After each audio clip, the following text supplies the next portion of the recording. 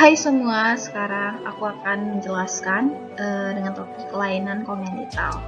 Jadi tetap stay tune ya.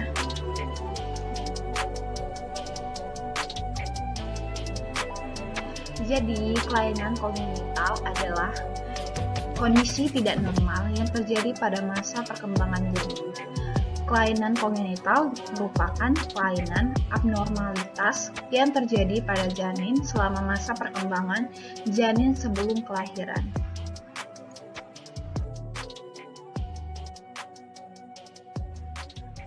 Nah, jenis jenis kelainan kongenital itu berbagai macam, yaitu yang pertama anencefali, meropidan, kondisi berbahaya yang menimpa bayi di mana ia dilahirkan tanpa beberapa bagian otak dan tulang tengkorak. Yang kedua, anoftalmia dan mikroftalmia merupakan kelainan kongenital pada mata di mana bayi tidak memiliki satu atau kedua buah mata. Mikroftalmia disebabkan oleh terhambatnya perkembangan mata bayi sehingga ukurannya lebih kecil daripada bayi normal. Yang ketiga, anosia dan mikrosia merupakan kelainan kongenital pada telinga bayi. Anosia terjadi jika bayi tidak memiliki satu atau dua daun telinga, sedangkan mikrosia terjadi jika daun telinga bayi berukuran lebih kecil dari ukuran daun telinga normal. Yang keempat, bibir sumbing atau cleft lip dan sumbing langit-langit mulut atau cleft palate merupakan kelainan kongenital pada bibir bayi yang terjadi jika bibir bayi tidak terbentuk sempurna, sehingga bibir dan langit-langit mulut tidak menutup sempurna. Yang kelima, kelainan jantung bawaan merupakan kelainan kongenital yang paling umum terjadi pada bayi. Yang keenam, mikrosefali merupakan kelainan pada kepala bayi yang berukuran lebih kecil dari ukuran kepala normal. Yang terakhir atau last, yaitu sindrom Down merupakan kelainan bawaan yang diakibatkan oleh kelainan kromosom pada bayi, yaitu kromosom nomor tipe 1.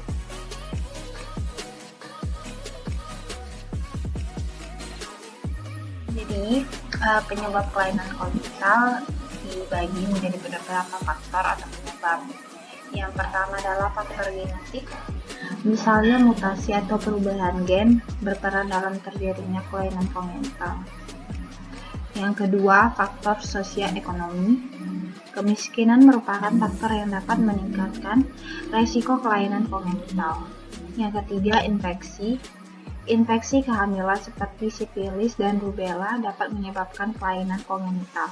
Contohnya virus Zika dapat menginfeksi bayi sehingga bayi bisa lahir dalam kondisi mikrosefali atau ukuran kepala di bawah normal. Yang keempat, status gizi ibu hamil. Nutrisi yang dibutuhkan bayi saat di dalam kandungan sangat mempengaruhi pertumbuhan bayi. Kondisi seperti kekurangan iodium, kekurangan asam folat, obesitas, diabetes mellitus atau kencing manis, dan konsumsi vitamin A dosis tinggi saat hamil muda dapat menyebabkan kelainan kongenital. Yang kelima, faktor lingkungan. Paparan pestisida, obat, tembakau, rokok pada masa kehamilan akan mempengaruhi pertumbuhan janin.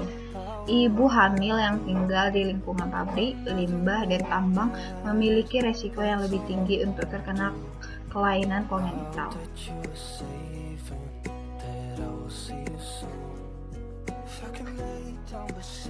Pertumbuhan dan diferensiasi sel. Diferensiasi merupakan proses tumbuh dan berkembangnya sel ke arah fungsi khusus yang tidak dimiliki oleh sel asal.